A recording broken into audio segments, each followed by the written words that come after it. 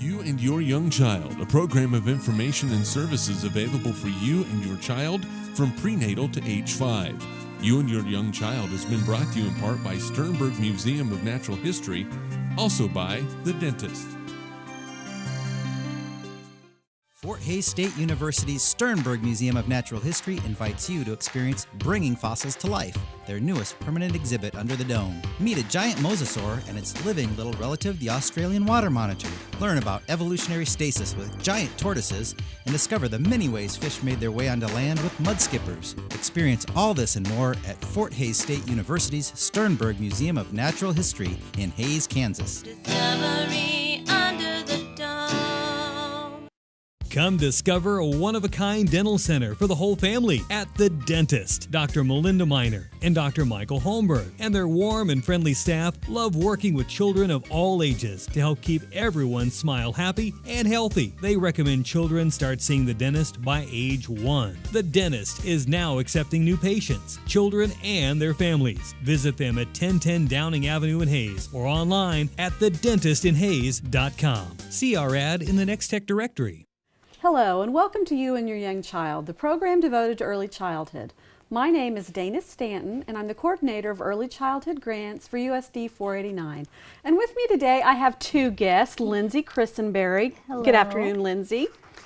And Lyndsey, of course, she came in today and she just picked up Mr. Levi from school, and so we started kidding him and saying, do you want to be on TV? And now Levi's on TV too, right? So first of all, we're going to talk to Lyndsey. Lyndsey, tell us what organization you work for. Sure, I am with CASA of the High Plains, and we provide court-appointed special advocates to children that have been abused or neglected, and they're currently going through the court system. Now, this is a special month for the state of Kansas, so tell us what's happening this month. Sure. During the month of April, we acknowledge child abuse and neglect prevention, and so what that means is we take the time to point out the importance of families and communities working together to prevent child abuse. We do this because an example would be in 2015, in all 50 states, the District of Columbia, Puerto Rico, there was an estimated 683,000 children that were victims of child abuse and neglect. And of those, 1,670 children died because of the abuse. And so the majority of these cases are situations where these could have been prevented. And so we're just bringing awareness, how we can work together as a community and individually to help prevent this in the future. Now, we'll kind of talk about prevention. What does the research say about prevention? Can you prevent something like this? Sure, yeah. The research has identified factors known to prevent and reduce child abuse and neglect, and these factors include parental resilience, nurturing and attachment, social connections, knowledge about parenting and child development, social and emotional competence of children, and concrete supports for the parents.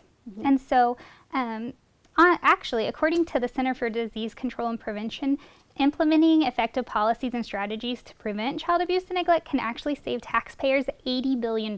Well, yeah, you would think if you could prevent tragedies from happening, it helps in the long run. Right.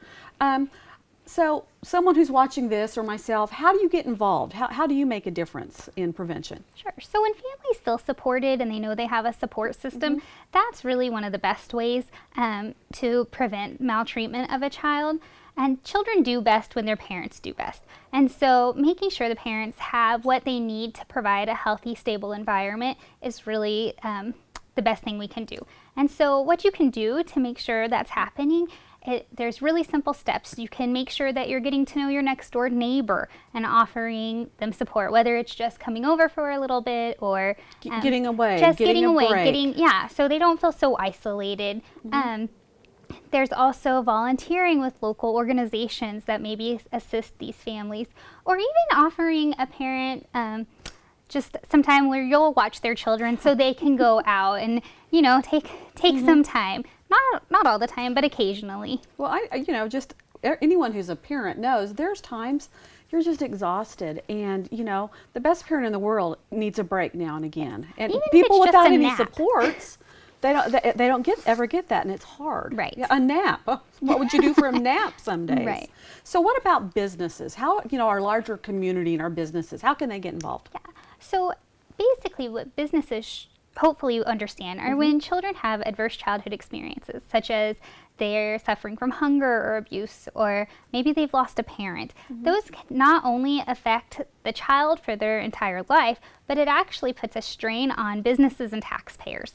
And so studies have shown that these adverse childhood experiences lead to higher healthcare costs, increased incarceration rates, lost work and time and so that costs the businesses money. So how businesses can kind of help current families are by implementing policies that are really family oriented, Family friendly, such as offering flex time.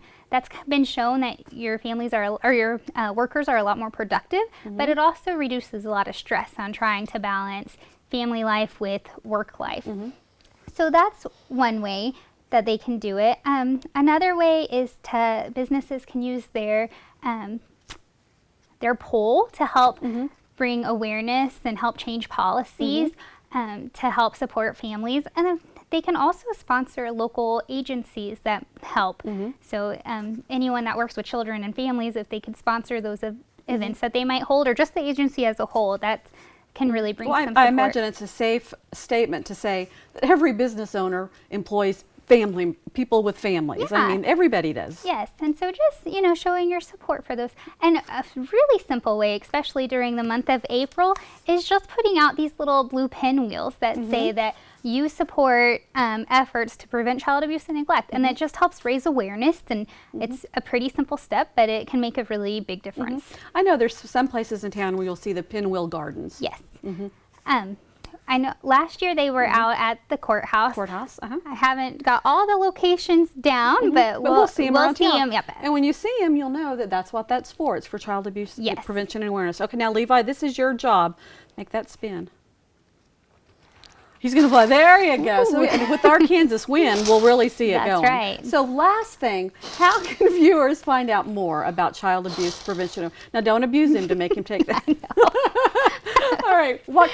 Final thing, what can viewers, if they want to know more about Child Abuse Prevention and Awareness Month? Sure, they can go to the Kansas Children's Service League, and their website is kcsl.org, and they have lots of good information about child abuse and neglect and what you can do to help prevent it.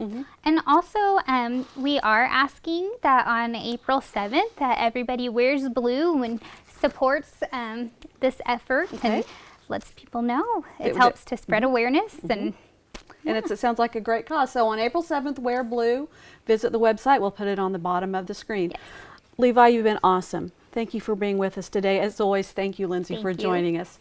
You've been watching You and Your Young Child, the program devoted to early childhood.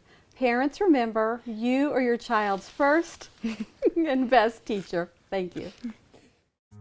You and Your Young Child, a program of information and services available for you and your child from prenatal to age 5.